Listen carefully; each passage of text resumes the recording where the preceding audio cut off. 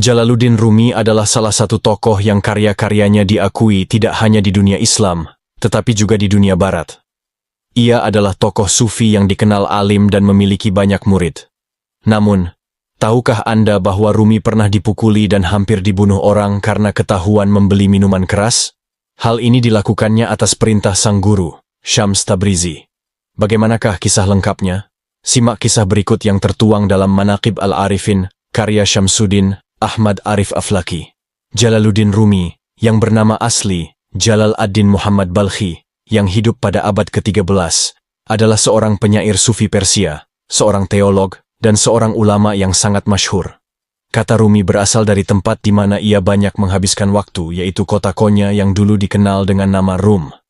Salah satu guru Jalaluddin Rumi yaitu Syams Tabrizi. Nama aslinya Syamsuddin. Ia berasal dari Tabriz, salah satu kota di Iran. Karena itulah ia lebih dikenal dengan nama Syams Tabrizi, artinya Syamsuddin yang berasal dari kota Tabriz. Umur Syams Tabrizi 20 tahun lebih tua dari Rumi. Keduanya berkenalan pada tanggal 26 Jumadil akhir tahun 624 Hijriah. Suatu hari, Jalaluddin Rumi ketika masih muda mengundang gurunya, Syams Tabrizi, ke rumahnya. Sang guru pun memenuhi undangan tersebut dan mendatangi kediaman Rumi. Setelah makanan sudah siap, Syams Tabrizi lalu mengatakan sesuatu pada muridnya itu. "Apakah kau bisa menyediakan arak untukku?" kata sang guru. Rumi cukup kaget mendengarnya. "Memangnya Anda minum arak?" "Iya," jawab Syams. Rumi masih terkejut. "Maaf, saya tidak mengetahuinya." "Sekarang kau sudah tahu, maka sediakanlah," kata Syams.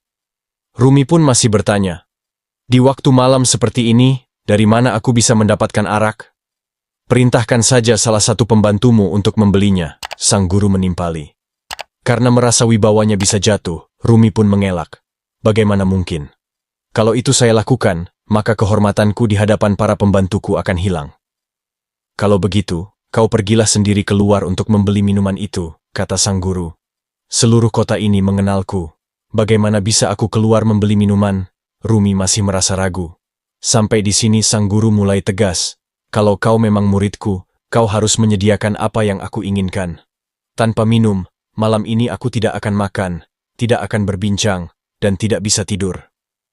Karena kecintaannya kepada Syams gurunya, akhirnya Rumi memakai jubahnya, menyembunyikan botol di balik jubah tersebut. Ia pun lalu berjalan ke arah pemukiman kaum Nasrani.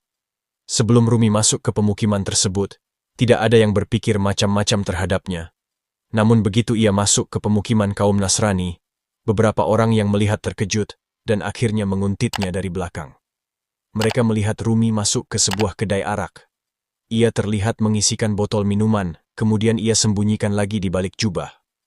Setelah keluar dari kedai arak itu, ia diikuti terus oleh orang-orang yang jumlahnya semakin banyak. Hingga sampailah Rumi di depan masjid tempat di mana ia menjadi imam bagi masyarakat kota. Tiba-tiba salah seorang yang mengikutinya berteriak sambil menyingkap jubah Rumi. "Ya ayuhan nas, Syekh Jalaluddin Rumi, yang setiap hari jadi imam salat kalian baru saja pergi ke perkampungan Nasrani dan membeli minuman." Orang-orang akhirnya melihat botol yang dipegang Rumi.